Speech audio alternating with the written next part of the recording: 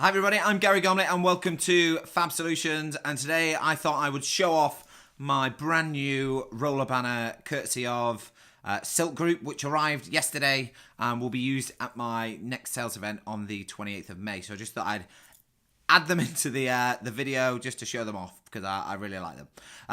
So this week it's Learning at Work Week and we've covered personal branding, the importance of rapport. We've talked about objection handling, and we've talked about how to influence your decision makers. And today, I just thought I'd round off the week with something that a lot of people don't necessarily do particularly well.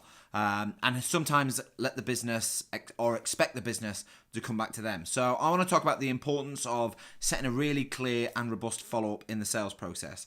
And you go through the sales process, you might have a couple of meetings with a customer, you might have an hour-long conversation with the customer, and you invest a lot of your time, and the customer invests a lot of their time in engaging with you as a prospect, and ultimately hoping that they will become a closed piece of business. But that is not going to happen if you don't actively follow up your customers. Your job as a salesperson is to try and connect the dots for the customer, help make it a seamless transition to being an end customer. So one of the key things in sales is knowing when to follow up on your prospect. And that can be as simple as a diary date in a customer's calendar.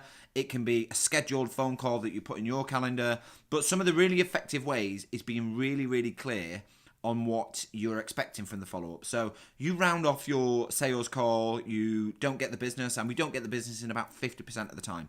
And so in some cases, even more.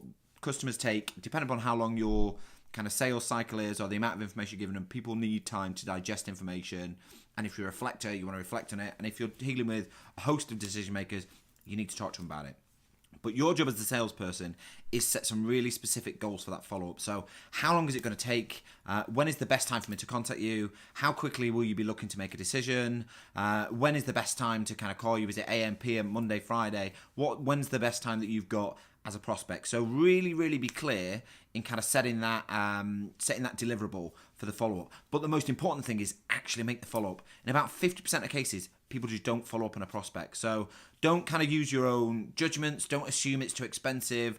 Don't put your views onto the customer because you never know what they're thinking. You never know what they're going to say when they go and speak to their boss or when they've sat down and reflected and maybe chatted with the spouse or the partner. So have a real clear view on how you approach that prospect and make sure you follow up, because there is no point in doing all that hard work if you're not going to pick up the phone and chase that customer down to see if they're interested or not. So hope that's been useful. Take care, and I hope you've had a great Learn at Work Week, and I'll speak to you all soon. And don't forget, if you do want to book onto my sales course, check out the website www.fabsolutions.co.uk. Speak soon. Take care.